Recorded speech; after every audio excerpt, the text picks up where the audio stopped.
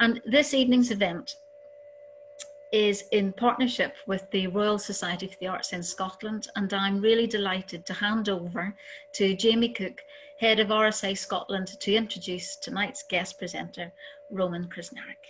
Thank you.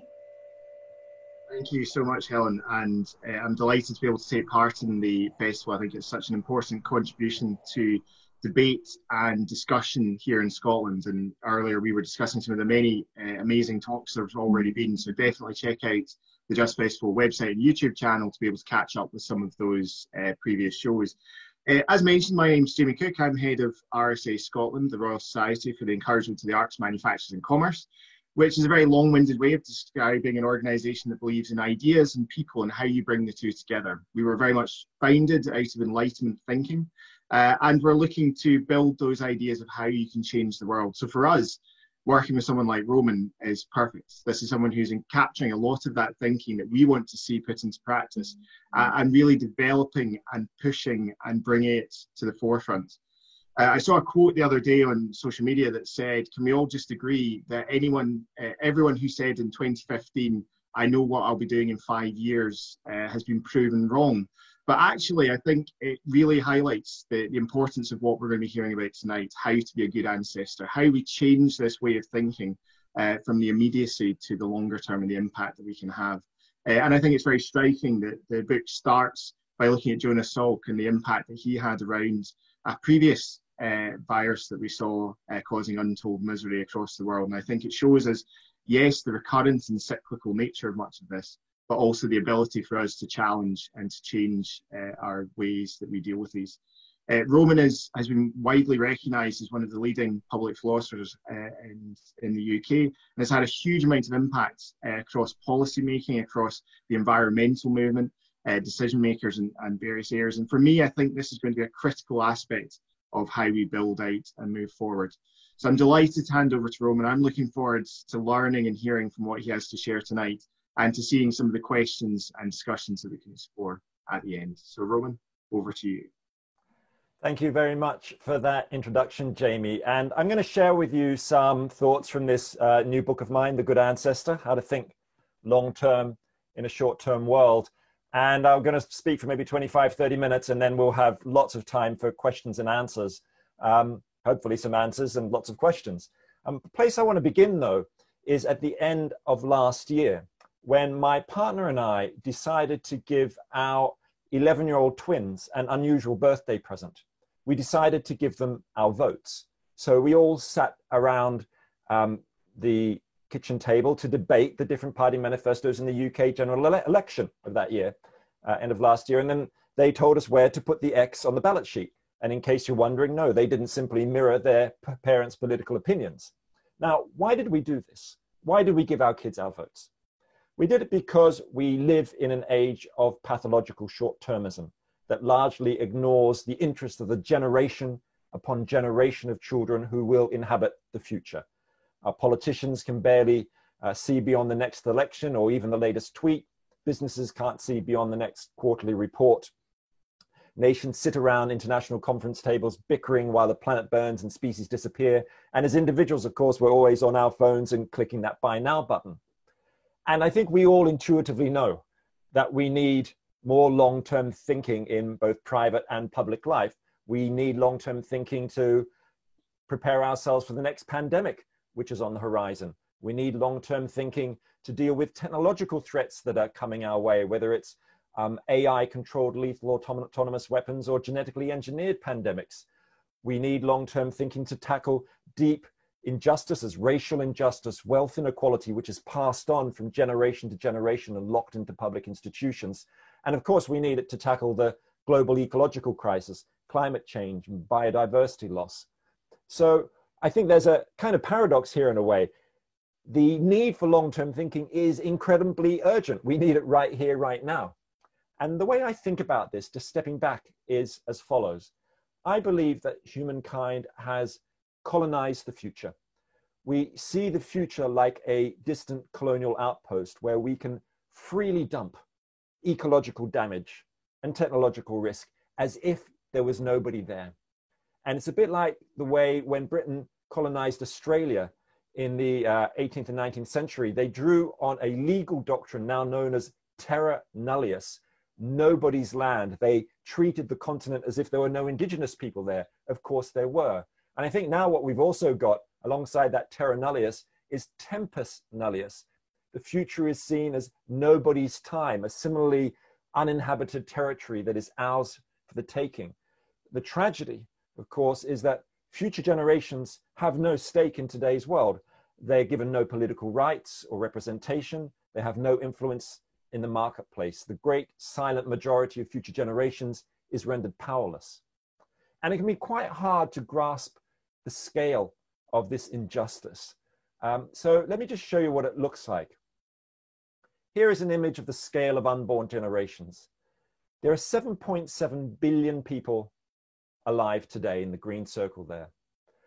But they are just a tiny proportion of the nearly 100 billion people who have lived and died over the past 50,000 years.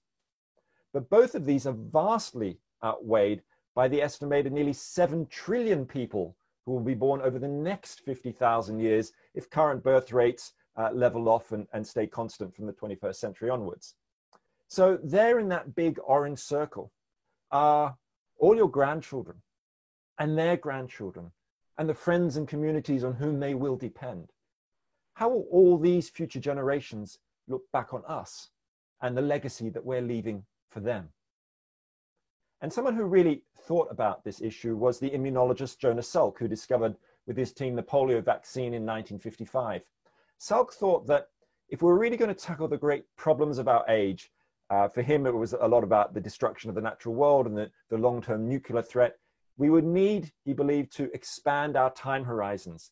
Instead of thinking on a scale of seconds and minutes, we needed to think on a scale of decades, centuries, and even millennia. And he believed that the great question of our time was this: are we being good ancestors? In other words, how are we going to be judged by all of those future generations, decades, centuries, and millennia from now? And in many ways, in the last decades, we have started experimenting, I think, as a global culture with more and more long-term thinking. There are fantastic and inspiring projects around. For instance, there's the Svalbard Global Seed Vault, which is has already collected over 1 million seeds from 6,000 species in an indestructible rock bunker, which has been in the Arctic Circle, which is designed to last 1,000 years, protecting the world's plant biodiversity. Or there's a project called the 10,000-year clock, which you may have heard of, which is a slow time clock currently being built in the Texas desert by an organization called the Long Now Foundation, where I'm a research fellow. This clock is designed to last for 10 millennia. You'll be able to visit it by hiking through the desert, walking up steps cut into the mountainside, each of them representing 1 million years of geological time. And in a way, the clock of the Long Now, the 10,000-year clock, is like a secular altarpiece for a long-term thinking civilization, asking us to take responsibility for humankind. But, you know, as I've been talking, you've probably been thinking of examples of long-term projects that you have come across and that inspire you. And what I'd love you to do for me now is, in the chat box, which you may well already have open, I'd just like you to write down an example or two that inspires you of long-term thinking. It could be a scientific project or a music project or environmental project, something from, you know, tree planting. So if you just pop some examples in there, I'm feeling nosy. I'd love to know about the kind of things you might be thinking of. Just 1 or 2 words would be really fantastic. You might come up with examples like the Sagrada Familia Basilica in Barcelona. I can see examples already coming up now. The Wellbeing for Future Generations Act in Wales, which I'm going to mention. Cycle lanes, the effective altruism movement, which is becoming more and more long-term with the interest in existential risk. Community master plans. Replanting the Caledonian forest. Hopefully you can tell me more about that, because I don't know a lot about it, but I'm interested in the history of tree planting. So there's lots of fantastic examples there. And I'm sure more of them will come up, and I hope we can come back to them in the Q&A. And it's clear, you know, we all know these examples of long-term thinking. They're certainly not dominant in our culture. So how do we get better at long-term thinking? I can see the example of Extinction Rebellion. That's another great example. So how do we get better at long-term thinking? Well, I think the starting point is to think about the human mind, about what we are actually capable of. And if you think about it, our minds are in a constant struggle between the short-term drivers and the long-term neurological drivers written into our brains. You know, do we party today or save for our pensions for tomorrow? Do we, you know, upgrade to the latest iPhone or plant a seed in the ground for posterity? And in fact, this short-term and long-term parts of our brain, I look at a lot in my book, and I call the short-term part this. This is what it looks like. You can see that. It's a marshmallow. The marshmallow brain is the part of our brain which focuses on immediate rewards and instant gratification. It's an ancient part of our brain. We share it with rats, over 80 million years old, and it's named after the famous marshmallow test from the 1960s, where you may know that kids had a marshmallow put in front of them, and if they could resist eating it for 15 minutes, they were rewarded with a second marshmallow. And it turned out that the majority of kids couldn't resist and snatched it and gobbled it up. But that marshmallow short-term part of our brain is only part of who we are, because we also have another part of our brain, and it's this, what I call the acorn brain. This is the part of our brain which focuses on long-term thinking and planning and strategizing. It lives here in the frontal lobe, particularly a part, if you're interested, called the dorsolateral prefrontal cortex. It's a new part of the brain, only a couple of millions of years old. It's better developed in humans than most other animals. So other animals, like a chimpanzee, plans ahead and looks ahead a bit. So they might get a stick from a tree, strip off the leaves and turn it into a tool to poke into a termite hole.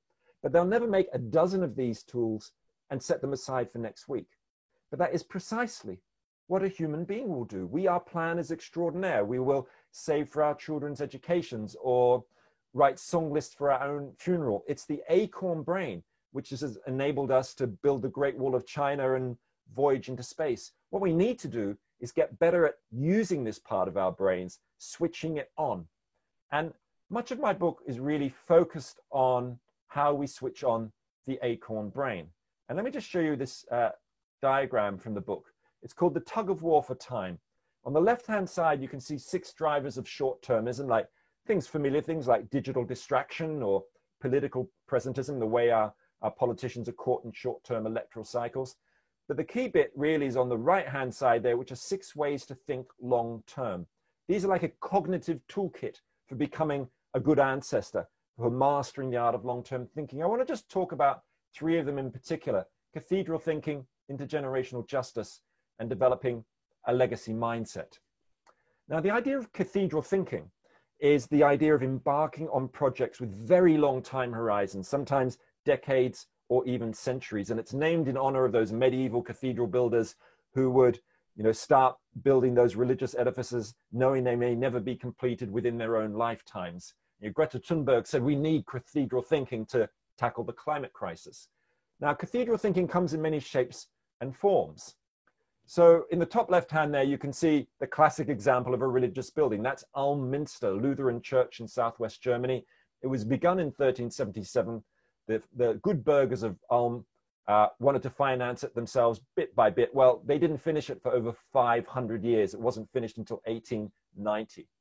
On the right-hand side, you can see a long-term cathedral thinking public works project. Really, what I think, not so much as cathedral thinking, but sewer thinking. Those are the sewers of Victorian London, masterminded by the chief engineer, Sir Joseph Bazalgette, who's got a top hat on in the top right-hand corner. You can see him standing at the top there.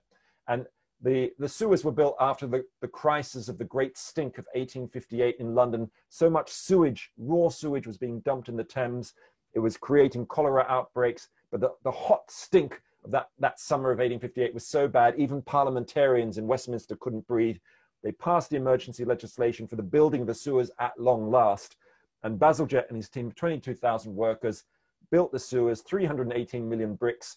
And Bazalgette built them twice as big as they needed to be. This was long-term vision, and that's why those sewers are still in use today. And in the bottom left-hand corner, I want to stress that cathedral thinking is also embedded in social and political movements. Think of the suffragettes, their first organization founded in Manchester in 1867. Well, they didn't achieve their aims of votes for women really for at least half a century. So these are long-term struggles. But remember that cathedral thinking isn't always good for us. It can be pushed towards very narrow and self-serving ends. So for example, Hitler wanted to found an 1,000-year Reich. That was a kind of cathedral thinking. Or the political dynasty in North Korea wants to maintain privilege and pass that privilege and power on to their children and their children's children as a dynastic system for generation upon generation. Or think in the corporate world. There's a former head of Goldman Sachs called Gus Levy once said, "We're greedy, but long-term greedy, not short-term greedy." Well, that's a kind of very narrow cathedral thinking. And that's why I think cathedral thinking needs to be joined with another form of long-term thinking, which is the idea of intergenerational justice. And that's about really embedding the welfare of future generations into our political, social, and economic systems. The question is, how the hell do you do that? You know, I used to be a political scientist, and I was apparently an expert in democratic governments. It never once occurred to me in my 10 years in academia as a political scientist that we disenfranchise future generations in the same way that slaves and women had been systematically disenfranchised through history. But that's the reality. But the good news alongside that reality is there are some really important movements emerging, time rebel movements, I think of them, embedding this welfare of future generations, particularly in our political systems. Wales, for example, has a Future Generations Commissioner, which was mentioned there in the chat. Her name's Sophie Howe. There's a campaign for the whole UK to have a Future Generations Commissioner, which is in process at the moment. It's called Today for Tomorrow, and I urge you to support that. There are also really important legal movements aiming to secure the rights of future people in what I believe is one of the most significant developments in the history of rights since the French Revolution. So for instance, in the United States, the organization Our Children's Trust has taken the US government to court on behalf of 21 young people campaigning for the legal right to a safe climate and healthy atmosphere for both current and future generations. And their David versus Goliath struggle has already inspired groundbreaking lawsuits worldwide for similar rights for future people, from Colombia and Uganda to the Netherlands and other countries as well. So I think those legal movements are important, but the one that I really love is something called Future Design, which is a grassroots political movement in Japan. Let me just show you an image. Future Design aims to tackle the short-termism in politics by drawing on the Native American idea of seventh generation decision-making, practiced in many Native American communities. And what they do is they invite local residents to discuss and draw up plans for the towns and cities where they live across Japan. And these residents are split into two groups. Half the group are told they're residents from the present day. The other half are given these ceremonial robes to wear. You can see their green robes in the picture there. And they're told to imagine themselves as local residents from the year 2060. Well, it turns out that the residents from 2060 systematically advocate far more transformative city plans, from climate change investment to healthcare investment as well. So wouldn't it be fantastic if this future design methodology was adopted by towns and cities worldwide to revitalize democratic decision making and extend their vision towards a far longer sense of now? So that's really what I want to say just for the moment about intergenerational justice. But now let me turn to something else, which is the idea of developing a legacy mindset. And this is really fundamental, thinking about the legacies we want to leave for future generations. And I think one of the ways to do this is to start thinking about our legacies related to the past. I mean, we are the inheritors of extraordinary legacies from our common ancestors. The gift of the agricultural revolution, medical discoveries, the cities we still live in.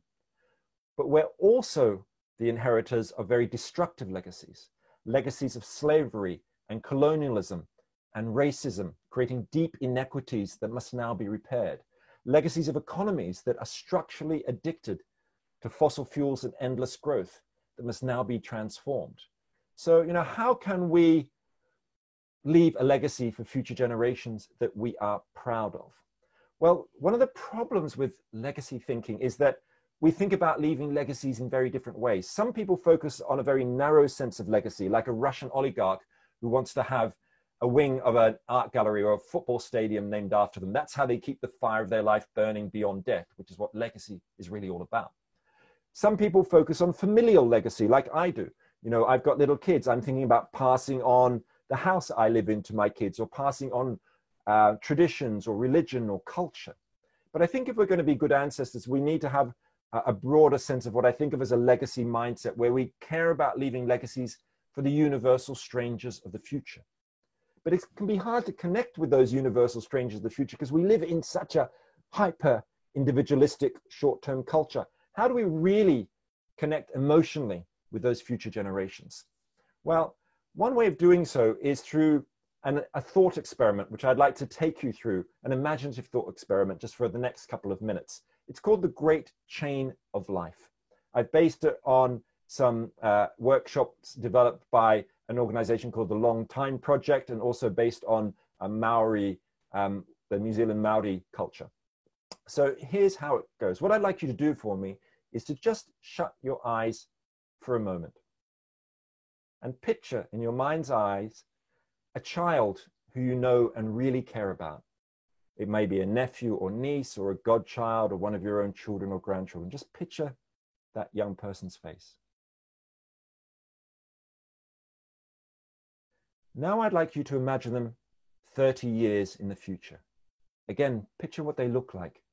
Think for a moment with your eyes still shut about the struggles they're facing and the joys they have in their life.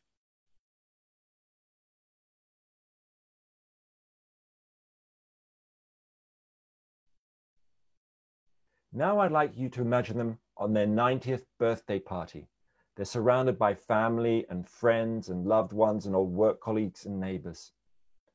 You walk over, have a look outside the window. What's going on in that world outside that window? Come back over and look at that 90-year-old's face.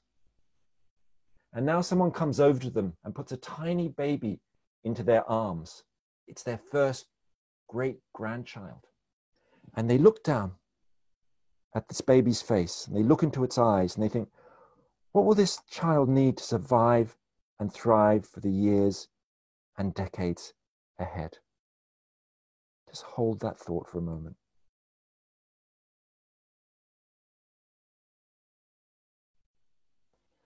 Now just open your eyes again and think for a moment that that tiny baby could be alive well into the 22nd century. Their future isn't science fiction. It's an intimate family fact, just a couple of steps away from your own life. And I think this is a way, this kind of thought experiment, which I know can be very confronting, particularly if you have a dark vision of the future.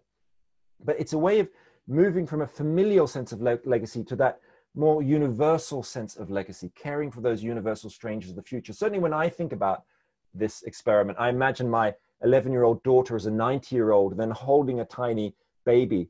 And I think of that baby can't survive all alone. It's embedded in a web of human relationships, community relationships, and the living world, the air it breathes, the food it eats. So if I care about that baby's life, I have to care about all life, that universal sense of legacy. And I think it's something captured beautifully in an art project you may know from the Scottish artist Katie Patterson called Future Library. It's a 100-year project which started in 2014.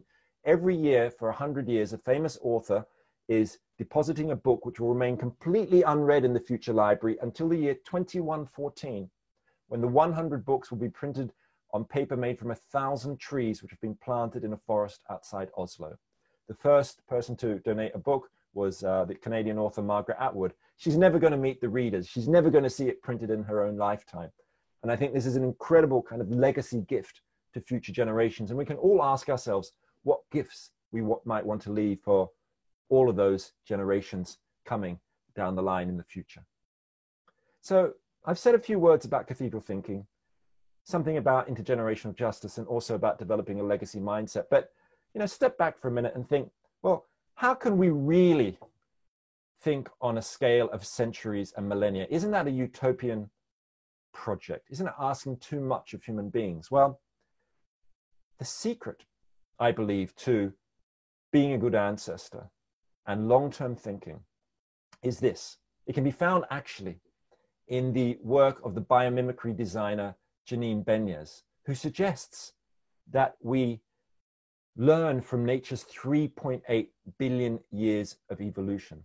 How is it, she asks, that other species have learned to survive and thrive for 10,000 generations or more? Well, it's by taking care of the place that will take care of their offspring. By learning to live within the ecosystem in which they're embedded. By knowing not to foul the nest, which is what human beings have been doing with devastating effect at an ever-increasing pace and scale over the past century. So, a profound starting point for anyone who wants to be a good ancestor is to recognize that doing so and becoming better at long-term thinking is not just about lengthening time, but it's about regenerating place. We must restore and repair and care for the planetary home that will take care of our offspring, for our children and our children's children and all those yet to come. We must fall in love with rivers and mountains, with ice sheets and savannas, and reconnect with the long and life-giving cycles of nature. So let us all become good ancestors, inspired by the beautiful Mohawk blessing spoken when a child is born. Thank you, Earth. You know the way. And with that, I'd like to stop and hand back over to Jamie. Thank you, Roman, and a really fascinating and challenging setting out of the opportunities and issues that face us here. I think, we've seen with some of the discussions and examples showing that there's a lot being explored around the world just now around trying to change our ways of thinking. And yet this pathological short-termism you talked of is so powerful and so difficult for us to challenge and in different ways. I remember we had at the RSA an event last year with Sandrine Dixon de Clave, the co-president of the Club of Rome.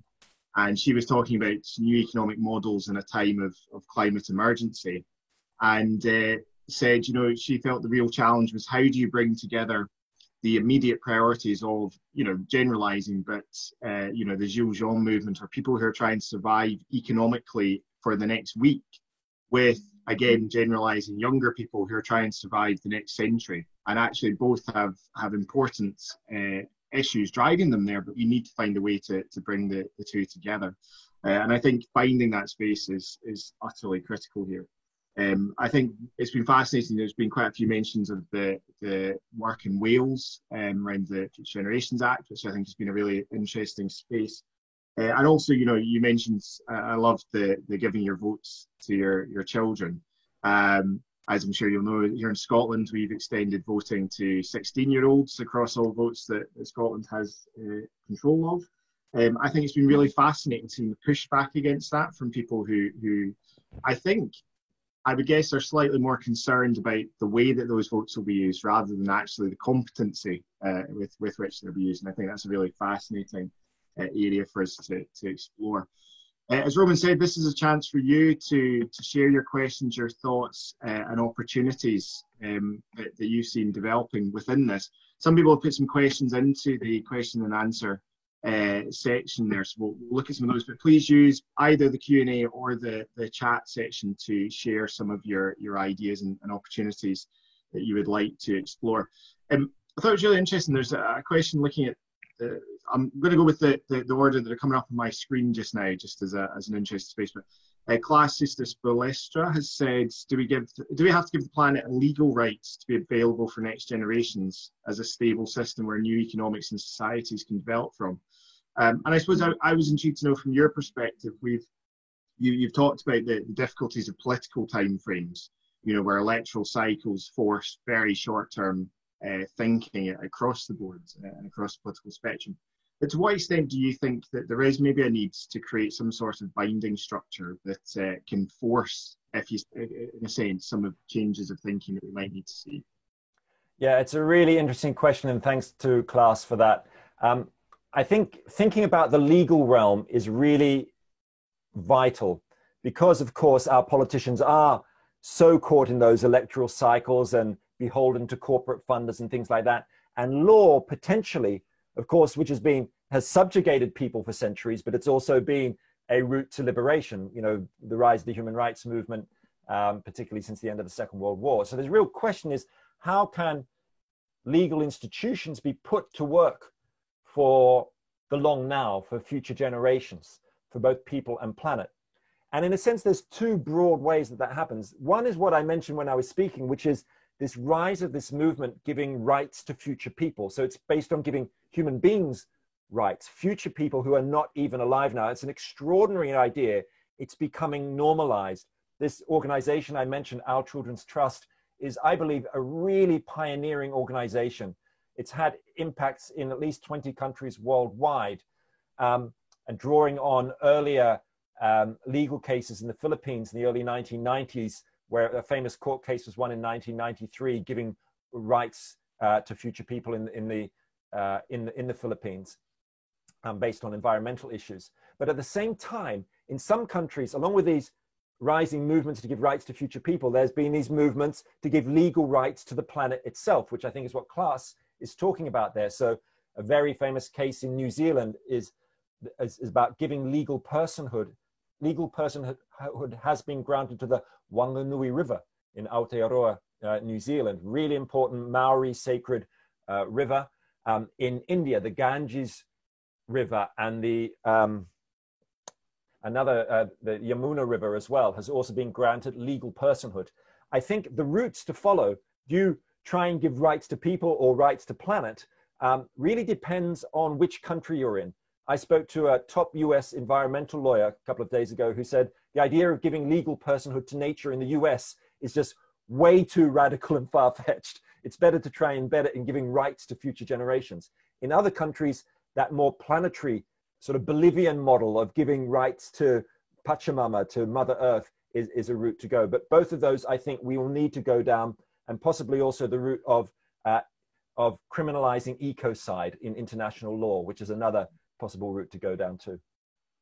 Definitely. I mean, it's also fascinating though when you say, I think the country context is critical. Of course, will vary, and actually, there's always a risk, I suppose, when you've talked about the colonization of the future. But there's also the risk that we can quite often slip into presuming that every country is operating in the same way that our own particular cultural context kind of shapes for us. But I mean, it's fascinating to hear an American colleague suggest, it would be impossible, and I don't doubt at this stage, impossible to give rights to the Earth. Yet corporations can be treated or talked about as humans, when it comes to policy making. So it shows that it's interesting how the different contexts can push those down very different routes, really, can't they?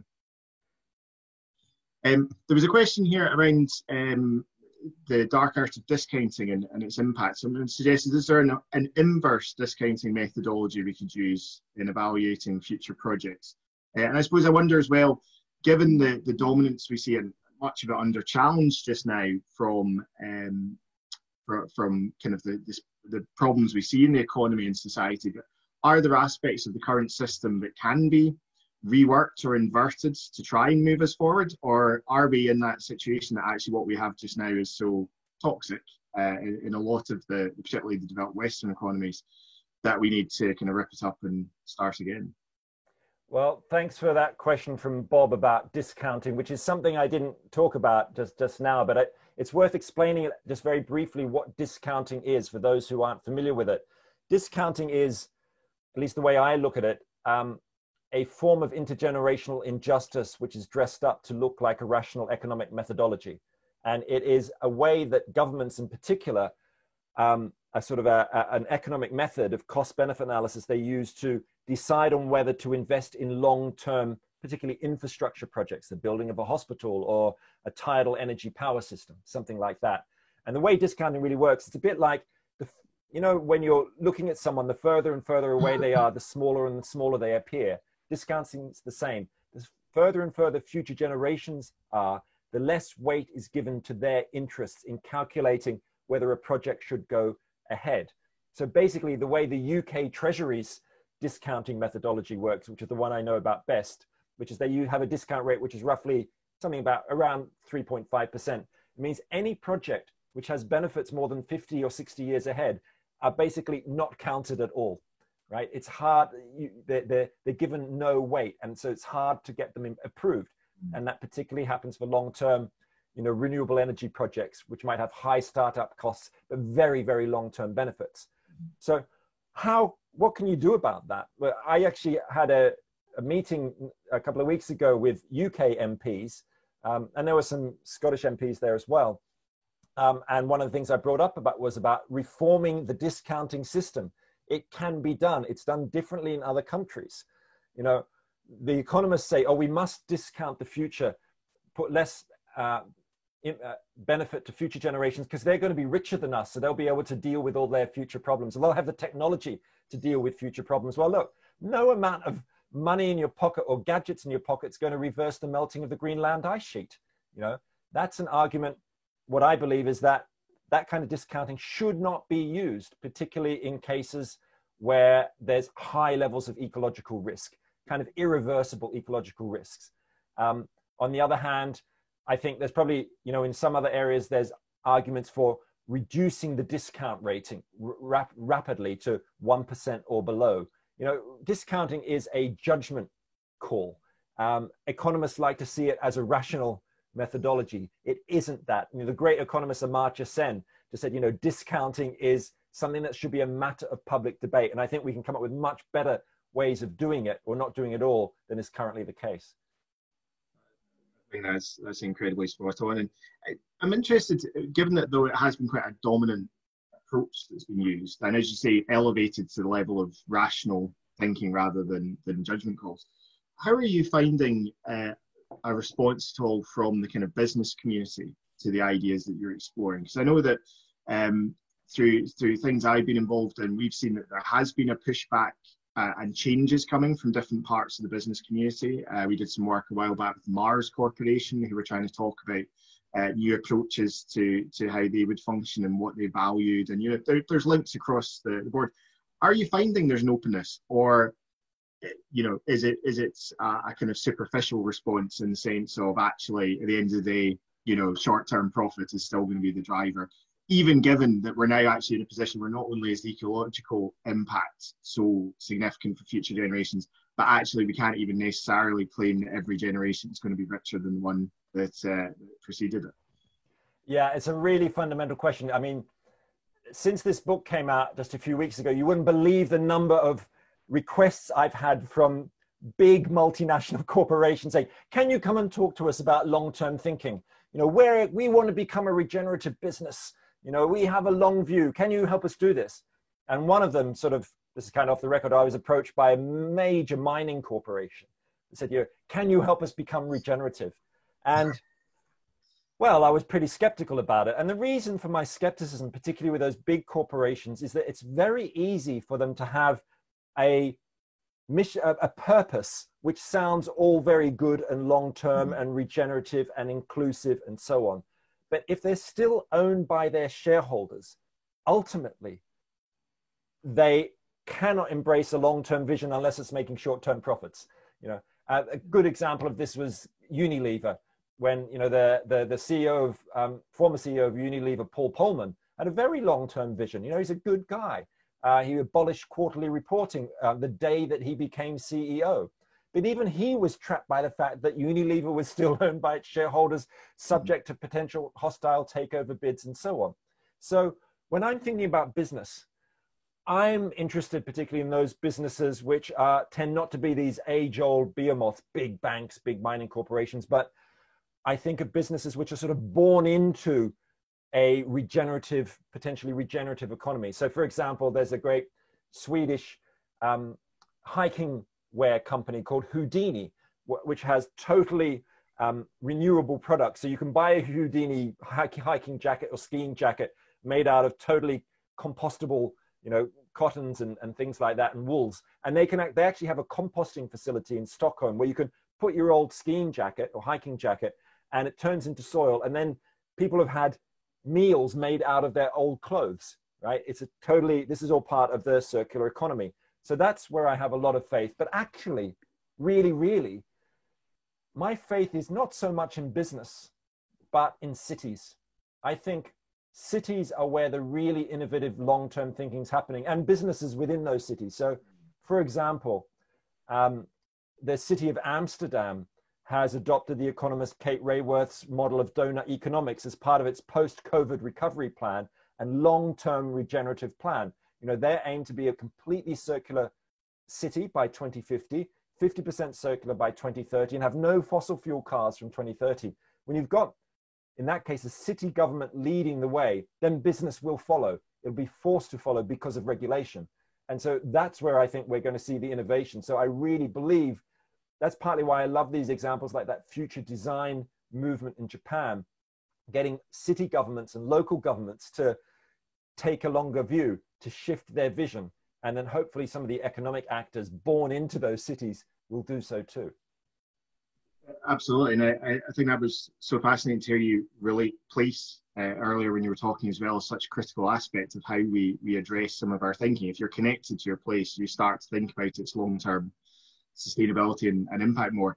I mean, there's been a few mentions in the question and answer. So Deirdre, thanks, has put in a few comments and questions. She mentioned the 15-minute city thinking around, you know, creating cities where people can interact as much as possible within that 15-minute space. I'm sure my bias here, I'm a big fan of basic income, so I was delighted to see that mentioned. It's interesting, I see this this space for the role of cities, but also their connectiveness to the surrounding areas as being a really interesting driver. And particularly that actually, I love your mention there, kind of those local businesses, where perhaps a lot of the new entrepreneurs who will be creating these opportunities are younger people. And what we found, certainly in previous work at the RSA and other folk have as well, is that a lot of these young entrepreneurs are very much approaching business creation from a drive to make the world a better place. They don't actually want it to be about profit and impact. They want to see how they can create things that bring positivity. So I suppose in a sense, how do we start to support and develop those local opportunities for those young entrepreneurs, but also without losing perhaps the communities that surround the main cities? You know, I mentioned, as anyone who spends time with me knows, I'm a big fan of Pittsburgh in the US.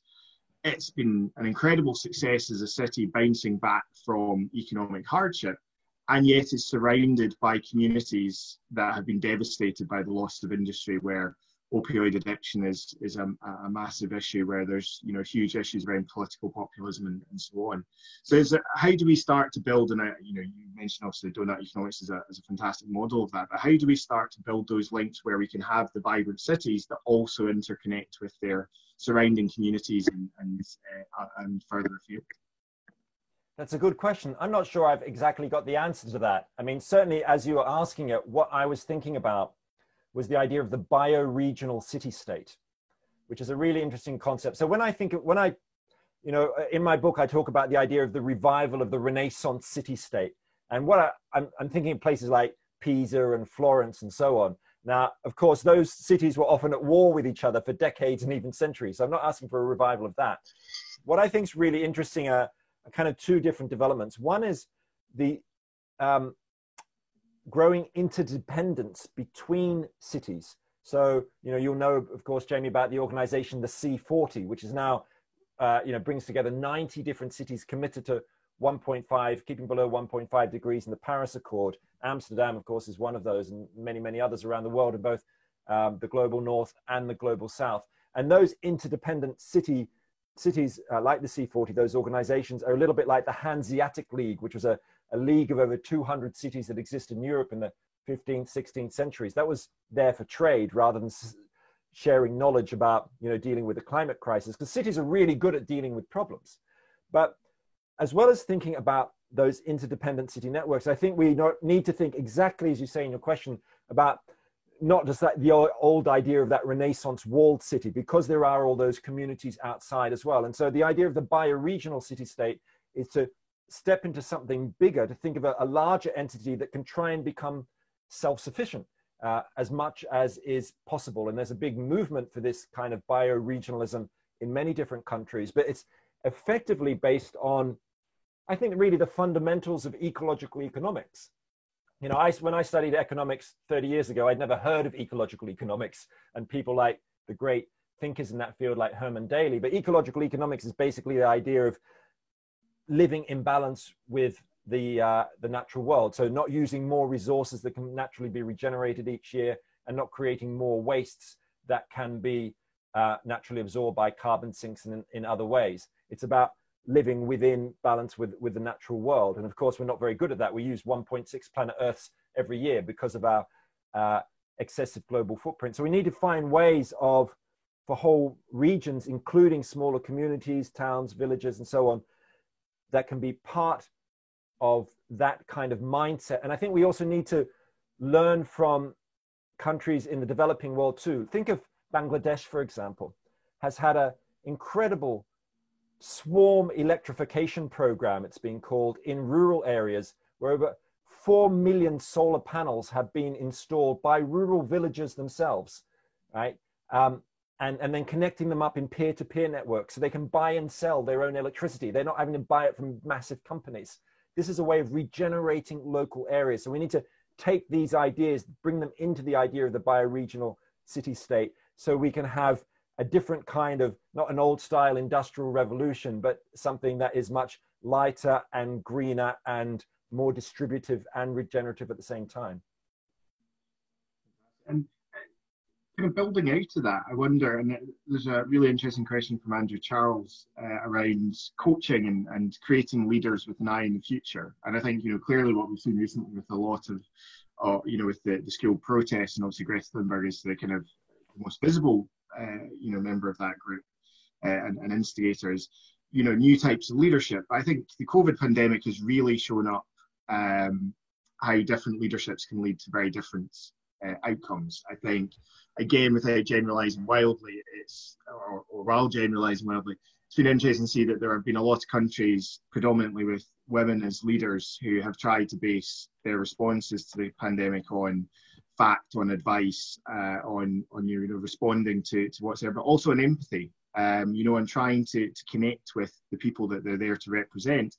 Whilst there's been alternative approaches, predominantly led by men, which have been much more cavalier, kind of heroic figure type approaches, which have generally seen much worse outcomes so far.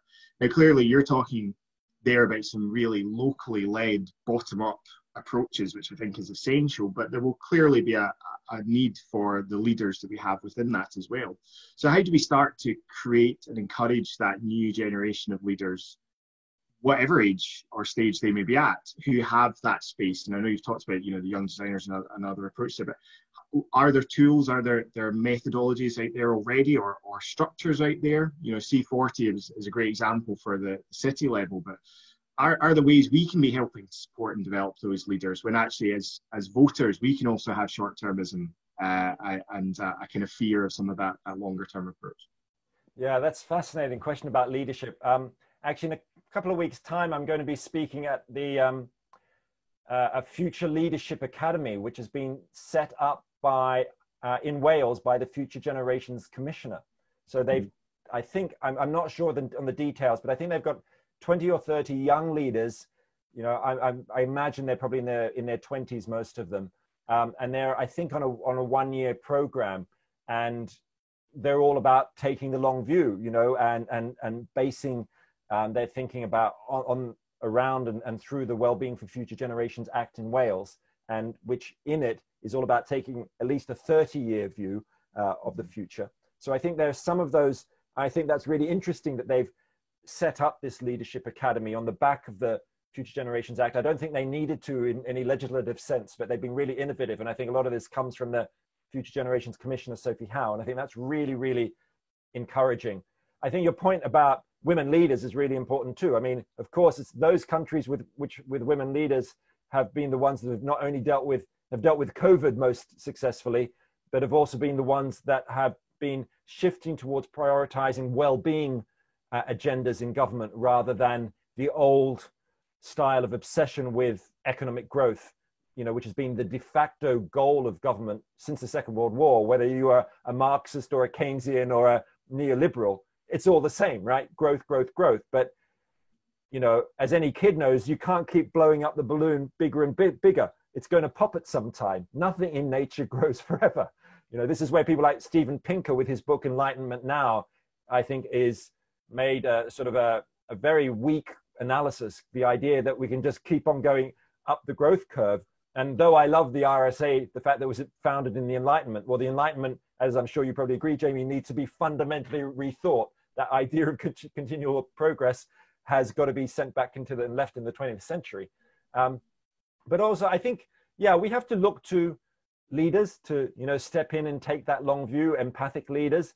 But really, when I sit and think about it, and because I guess I've been immersed in long-term thinking for some years now, writing this book, I think the real leaders are people like my kids who are waiting for me to come off this call, this conversation, so that they can use the computer. But they also go out on climate marches. You know, they're 11 years old now, and they're the ones who are being born into, they're the ecological natives as well as the digital natives. They're the ones who will think it's crazy to go and work for Goldman Sachs, even if they could get a job there. They're going to want to work for a B Corp or something like that, you know, which, you know, one of these 2,500 businesses at the moment around the world, like Ben & Jerry's or Patagonia, which has environmental and social as well as economic objectives written into their articles. That's where I think the new leadership is going to come from. And that's a dilemma, because do we have time for all those kids to take up those leadership positions in 10 years time, 20 years time, 30 years time? Well, I'm afraid that's reality, because it's very difficult to change entrenched politicians from their views. Even those who want to do good, they feel locked into short-termism. And that's why I think some of these legal battles and other battles are really important.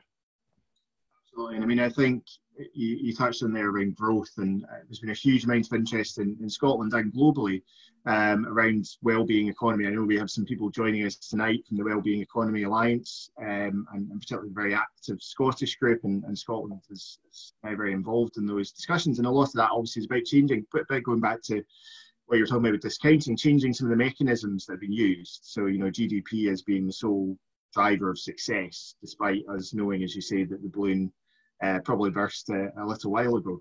I think as well, there's really interesting, and there's a couple of questions that come up here around. So Cassandra said, how do you imagine the transition from short-termism to long-termism to happen? There was another question about how much of the future can we predict? You know, how can we create conditions for local social movements to think and act as good ancestors from Rachel? I suppose in a sense, one of my questions is, we are in a moment of huge crisis. You know, it's a climate emergency. It's not just climate change anymore. You know, as you just said there, do we have 30 years for, you know, the next generation to step through? How do we balance the fact that we need immediate change, but to do that in a way that can be thoughtful and looking long term, and doesn't just become even a very positively intended knee-jerk reaction to what we need to do now, but actually then doesn't take those key factors that you've outlined so clearly for us in the book? How do we balance the immediacy with the need to sustain it in the long term? Yeah, so I think one of the problems some people have with the idea of long-term thinking is the idea that, well, look, how do we know what's going to happen in the future? The further and further we go out into the future, the less and less we know, the more and more variables we are. How could we possibly plan? Even if we wanted to act now for future generations, maybe we will be wildly misplaced in where we put our efforts. And at the same time, there's another immediacy problem, which is that, well, look, there are 150 million children right now facing mortality because of starvation, right? Particularly in the global South. What about meeting their needs now compared to, how does that compare to future people's needs? So there's a lot of complex questions in there in relationship between justice now and justice in the future, knowledge now, knowledge of the future. And it's quite difficult to unpick some of those. So let me say a little bit about that. I think the first thing is, I guess, so the way the Future Generations Commissioner in Wales has tackled some of this is to focus on issues which benefit both current and future generations. So things like dealing with air pollution, or bringing, stopping just the extension of the M4 motorway, renewable energy, all this kind of stuff, which is clearly good for people today, but also good for people tomorrow. That's a starting point. I think the second thing to say about this is, and this is why I mentioned that point at the end, mentioned the biomimicry designer Janine Benyus, the idea of taking care of the place that will take care of our offspring. The one thing we know about the future, there's a lot we don't know. We don't know when the machines are going to take over and we're all going to be living in the matrix, right? But what we do know is that people in 100 years or 200 years will need to breathe and eat, and they will need trees, they will need a biosphere in which to live out their lives, because that is how we survive for the long term. That is how species survive for the long term, by taking care of that place, or to take care of their offspring. So I think so much of the issues of the uncertainties can be dealt with by dealing with that here and now, that falling in love with place. And of course, that falling in love can happen on an individual level, like I fall in love with an ancient yew tree in the local churchyard, which is 1,000 years old. But of course, it needs to happen radically on the level of social movement action, of people chaining themselves to those trees. You know, it needs to be through, you know, I've always believed that social movements are so fundamental for changing history. And that's why, you know, I was pleased to see that mention of the Extinction Rebellion, for example, or, you know, the Fridays for Futures movement and things like that. This is how change happens ultimately. It's very rare that politicians change things out of their own free will. So I think if we're going to, and I think we all, in a way, we have to have faith in what those younger generations are calling for, you know, calling for caring for our planetary home, but that for the real sacrifices that may need to be made in order to do that. And I think we shouldn't be afraid of sacrifices. There was a question mentioned earlier. I just saw it sort of vaguely come up out of the corner of my eye in the chat, you know, about the sacrifices that were made in the Second World War. In order to defeat fascism. And who knows exactly what those sacrifices will look like for us, but I think some of them will have to become normalized for us, right?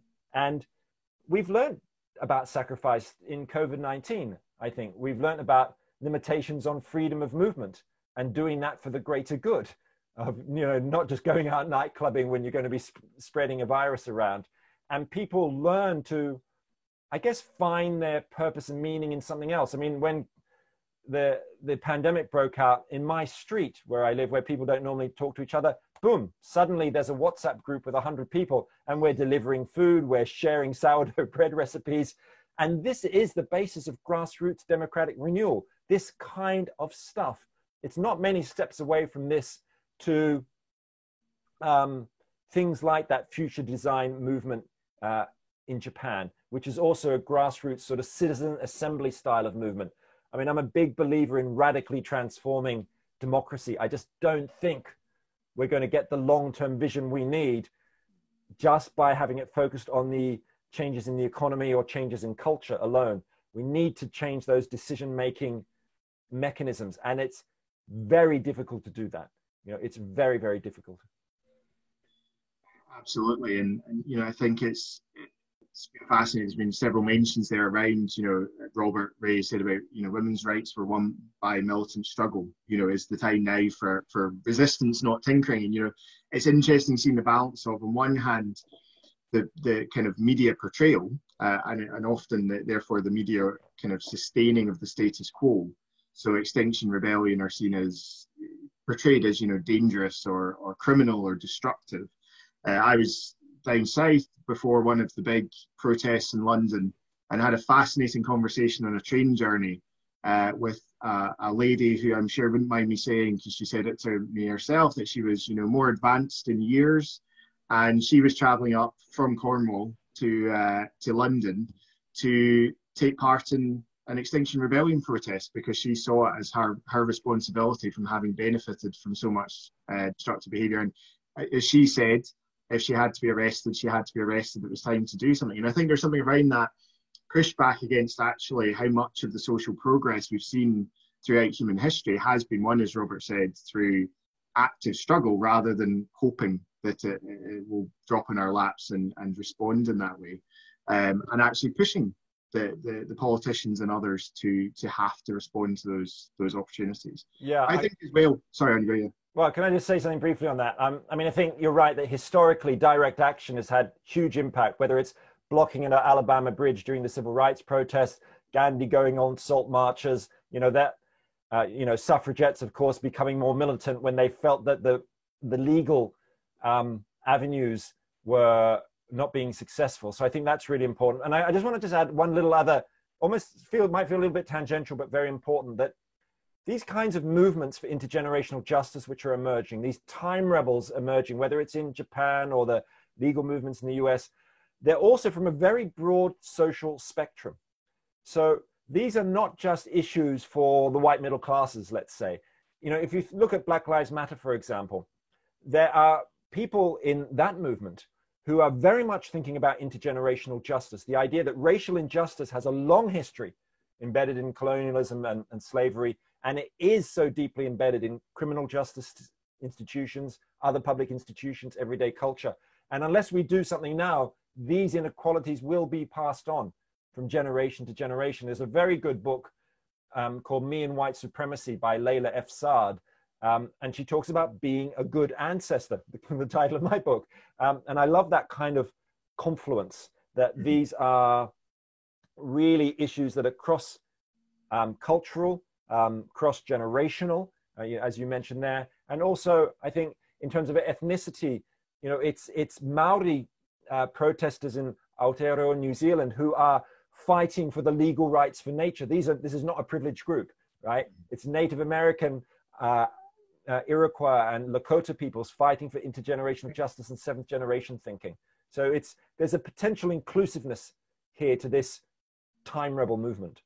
Yeah, absolutely. And I mean, an anonymous attendee said about, you know, seeing generations being pit up against each other. So to me, it also seems an opportunity for not just social inclusion, but also intergenerational inclusion. That, you know, that learning and sharing and trying to you know, bring the thinking and the experience of older generations together with the energy and enthusiasm of younger generations.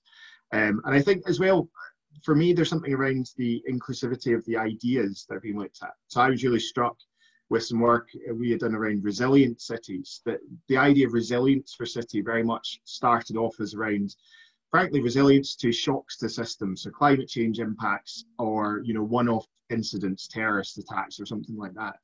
And very quickly started to realise that a resilient city was one that, frankly, taps into donut economics, that looks into economic resilience for its people and justice, that looks into work that works for people, that looks into the vibrancy of place. You know, you mentioned Black Lives Matters. They are a group that, for example, have basic income as one of their platform ideas because they see that economic inclusivity and security as being essential to it. So it seems there's also that chance to break down, I would hope, some of the differences where economics and social policy and political policy are all put in separate boxes and actually don't seem to tap into each other, so maybe create that more holistic long-term thinking for future generations that you've talked about. And I think we've heard a lot tonight around the Welsh example being a very powerful space that's happening in, and I would very highly recommend people check out the work of you know, the Welsh Future Generations Commissioner and how she's looking at things down there. Are there other, you know, you've touched on work in Japan and Wales and elsewhere. Are there particular countries in the world just now that you see this being more embedded into policy, or is that expecting too much at this stage in terms of kind of national level decision making? Yeah, well, actually, in this book, there's a section which highlights a new index of long-term thinking, which has been developed by a really great Scottish statistician called Jamie McQuilkin. It's called the Intergenerational Solidarity Index. And there's a new version of it in my book. And what it does, this is an answer to the question, what it does is it rates 122 countries on their long-term public policy performance across 10 different indicators, and it's all put together into one number.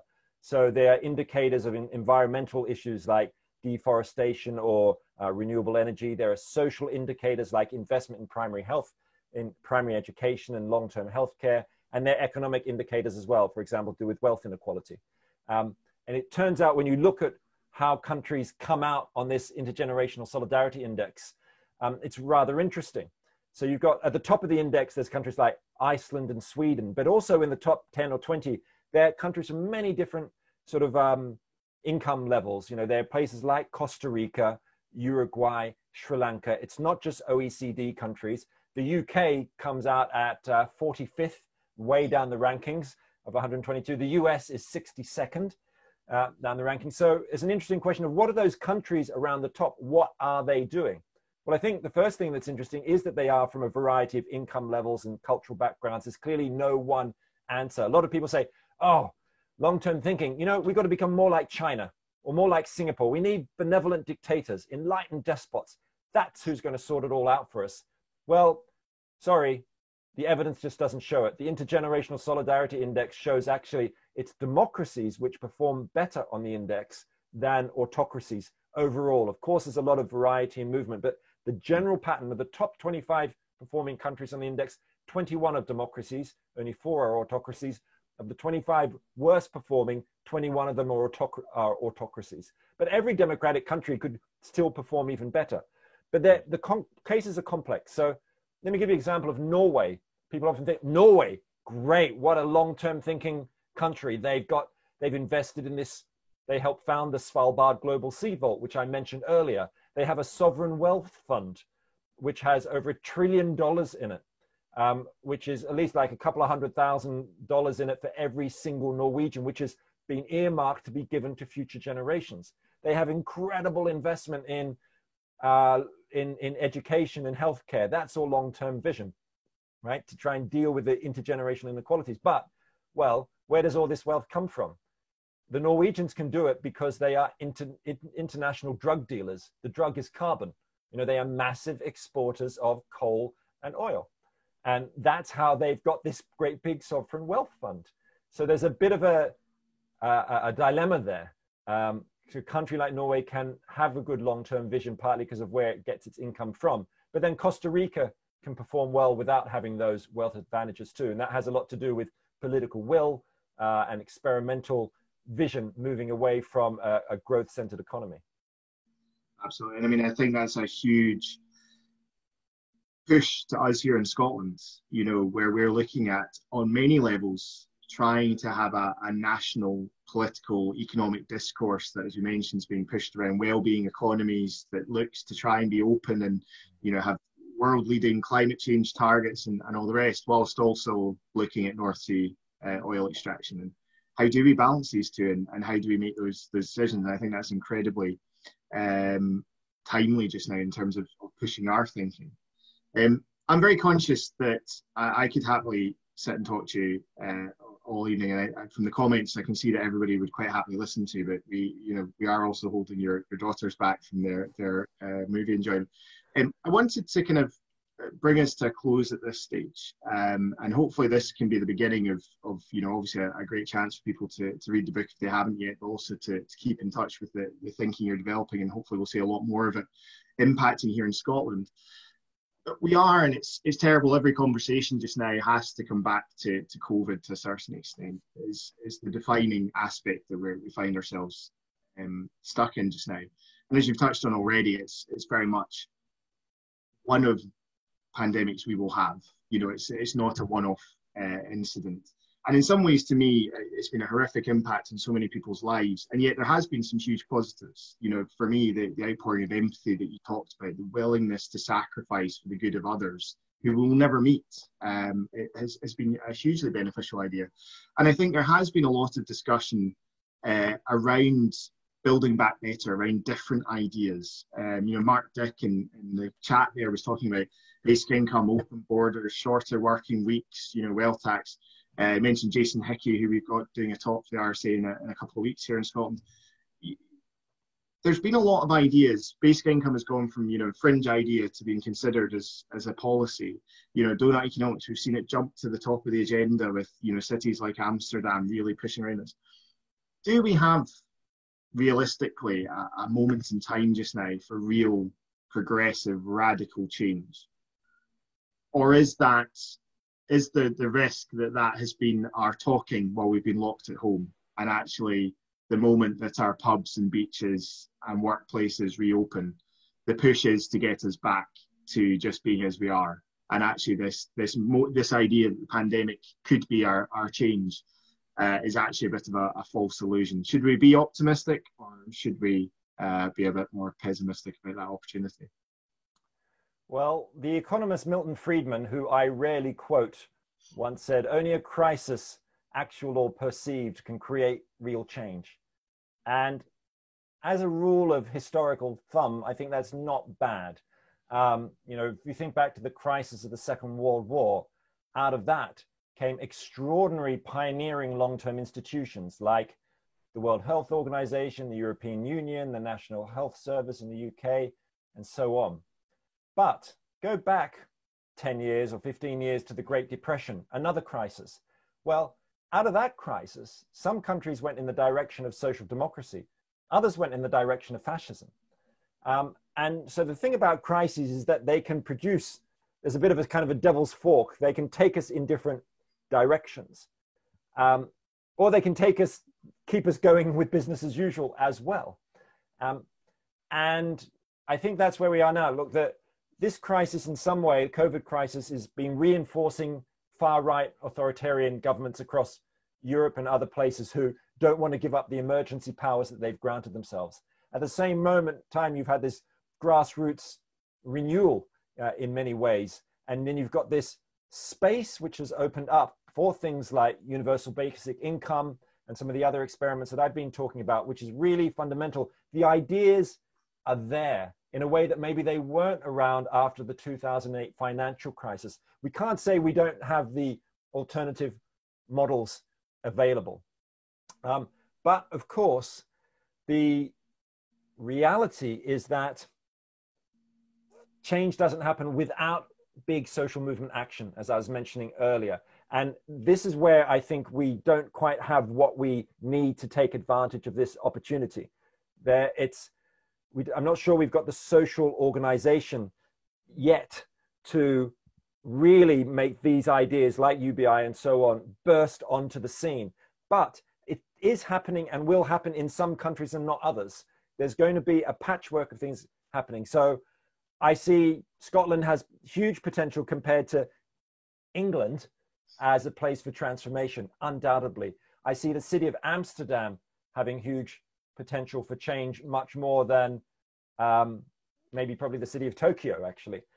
So I think we're going to be seeing different things happening in different places. This is what global change will look like. But let me leave you with a kind of a final thought in a way, and a hopeful thought. I was reading this absolutely fascinating book called Energy and the English Industrial Revolution by Tony Wrigley, a great demographer, economic historian. And what he writes at the beginning of that book, it's quite a sort of heavy-duty academic book, but he says, you know, during the Industrial Revolution, even the great thinkers of the age, people like Adam Smith, didn't even know there was an industrial revolution going on under their noses. They could not see it, right? I believe there is a regenerative long-term revolution potentially going on now. There are all these things like the UBIs, like these legal movements around the world for future justice and giving rights to nature. Connect them all up. You may well have a transformation going on. We may not too. I agree with that. You know, it's possible this big regenerative long-term, long now, big here revolution may not be happening, but it might be happening, okay? It might be right under our noses. We can hardly see it, but it is actually there. And that is my message of hope in times which may be dark. I think that is a perfect message of hope, and also call to action to finish on. We're having this conversation on, I believe, Earth Overshoot Day 2020, a reminder of the huge impact in terms of our overuse of the Earth's natural resources. And yet, I think in your book, you've laid out for us a system, an approach, a way of thinking that can help us to start to tie together that potential network of change that is out there. So from my perspective, I think thank you so much for a hugely powerful, provocative and optimistic vision for us. And to everyone who's joined us now, I really want to thank you and encourage you to be part of that network of change that we can lead to this new revolution that we really need to see. Can I just say, can I just interrupt you? I never normally get a chance to thank the people in the audience. So I want to just thank everybody for all your questions and comments, and in the Q&A and in the chat.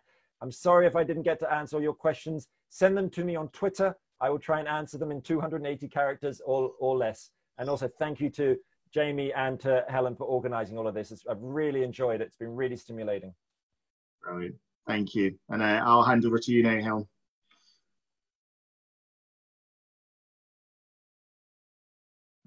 You're muted. I was so absorbed, I completely forgot about my computer. I really just want to thank both of you, Jamie, for guiding us through this so deftly, and a huge thanks to Roman for this really compelling conversation. I feel really inspired and I feel really hopeful. And on behalf of everyone, we just want to send a huge virtual applause. And Good Ancestor can be found in all good bookshops. But if you are in Edinburgh, I do want to make a plug. There's no better than the Cornerstone Bookshop on the Lower Terrace at St John's Church at the West End of Princes Street. Please support your independent booksellers. I now draw this event to a close, and thank you all for attending and supporting our festival. Hope you have a great rest of your evening. Good night.